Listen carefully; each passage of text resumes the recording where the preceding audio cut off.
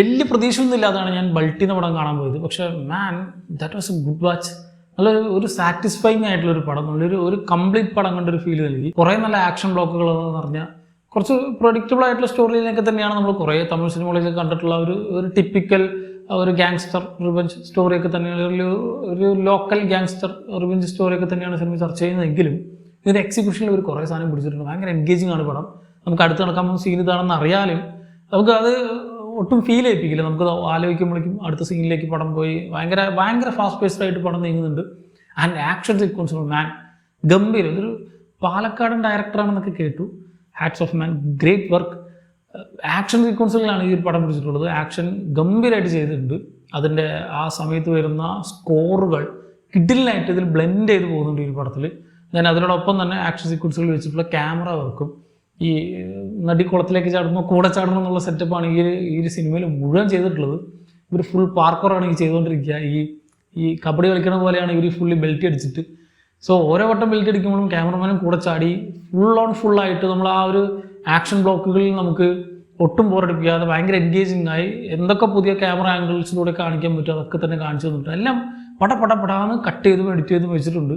So എനിക്ക് എവിടെ ഒരു ലാഗും ഒരു ബോറടി എവിടെ ഫീൽ ചെയ്തില്ല. ത്രൂ ഔട്ട് പടം ഭയങ്കര എൻജോയബിൾ ആയിരുന്നു. ത്രൂ ഔട്ട് ഭയങ്കര പറന്നു പോകുന്നൊരു സ്ക്രീൻ പ്ലേ ഉള്ള പോലെ തോന്നി.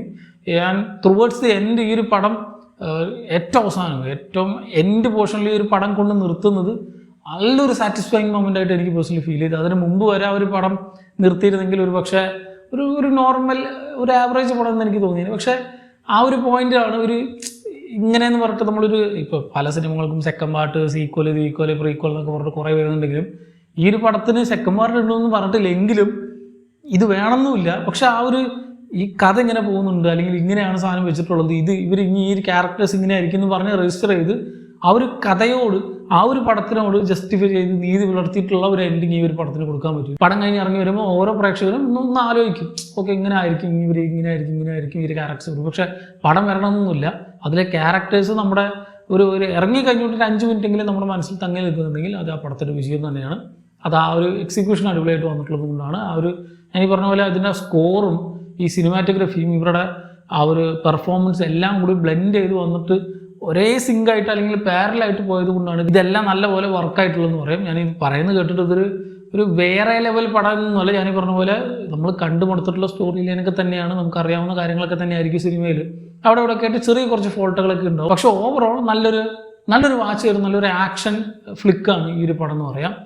കുറേ നല്ല ഗ്രൗണ്ടഡ് ആയിട്ടുള്ള സാധനങ്ങളാണ് ഇത് ചെയ്തിട്ടുള്ളത്. എനിക്ക് അതാണ് ഇഷ്ടപ്പെട്ടത്.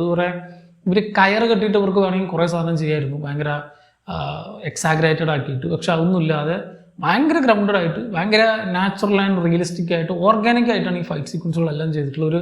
ഒരു ഫോഴ്സ്ഡ് ആയിട്ടുള്ള സിറ്റുവേഷനും എവിടെയില്ല. പടത്തിൻ്റെ കഥയോട് ബ്ലെൻഡ് ചെയ്ത് പോകുന്ന സാധനങ്ങൾ അല്ലാതെ ഒരു അടി നടക്കണം, ഇന്നൊരു പോയിന്റിൽ അടി വരണം, അടിപ്പടമാണ്, ആക്ഷൻ പടമാണ്, ഇന്നൊരു പോയിന്റിൽ അടി വരണം, ഒരു 5 മിനിറ്റ് കൂടും അടി വരണം, 10 മിനിറ്റ് കൂടും അടി വരണം എന്ന് പറഞ്ഞ് ഒരു ബന്ധമില്ലാത്ത കുറേ പേരെ വലിച്ചു വാരിയിട്ടിട്ട് ഒരു അടിയല്ല. ഈ പടത്തിൽ വന്നു പോകുന്ന എല്ലാവരും ഈ സിനിമയിൽ ഇൻവോൾവ് ആയിട്ടുണ്ട്.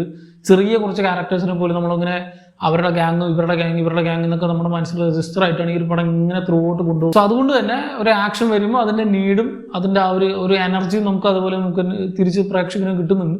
സോ നല്ല കിടിലായിട്ട് ആക്ഷൻ ബ്ലോക്കുകൾ ഇരുന്ന് എഴുതി ഇന്ന സിറ്റുവേഷനിൽ വേണമെന്ന് പറഞ്ഞാൽ നല്ല അടിപൊളിയായിട്ട് ചെയ്തിട്ടുണ്ട്. അല്ലാതെ വെറുതെ ചവർ പോലെ വാരി വലിക്കാതെ ഉള്ളത് കുറച്ചേ ഉള്ളൂ, ഉള്ളത് നീറ്റായിട്ട് ചെയ്തിട്ടുള്ള കുറേ ആക്ഷൻ ബ്ലോക്കുകൾ. ആൻഡ് ഷൈൻ മുതൽ ബാക്കി എല്ലാവരുടെ പെർഫോമൻസും അടിപൊളി.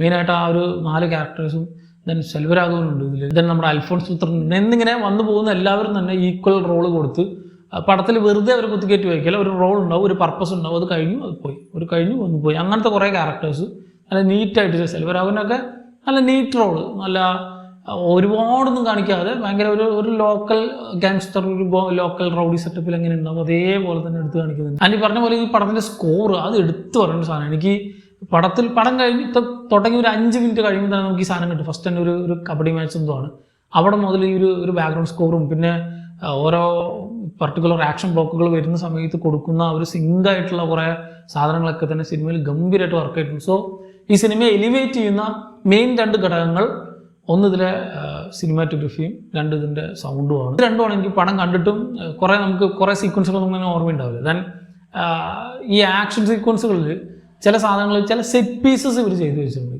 ഉദാഹരണത്തിന് ഒരു കീ എടുക്കാൻ പോകുന്ന ടൈമിലുള്ള ഒരു സാധനം ദെൻ ഒരു ഒരു ഒരു ക്ലൈമാക്സ്, ഒരു പ്രീ ക്ലൈമാക്സ് ടൈമിലുള്ള ഒരു സാധനം, അങ്ങനെ അവിടെ ഇവിടെ ആയിട്ട് ചെതറി കിടക്കുന്ന കുറച്ച് ആക്ഷൻ സെറ്റ് പീസസ് ഉണ്ട്. ചെറിയ സാധനമാണ്, ചെറിയ മൈന്യൂട്ടായിട്ടുള്ള. ഇവരൊരു 2 സെക്കൻഡ് 1 സെക്കൻഡൊക്കെ കാണിക്കുള്ളൂ.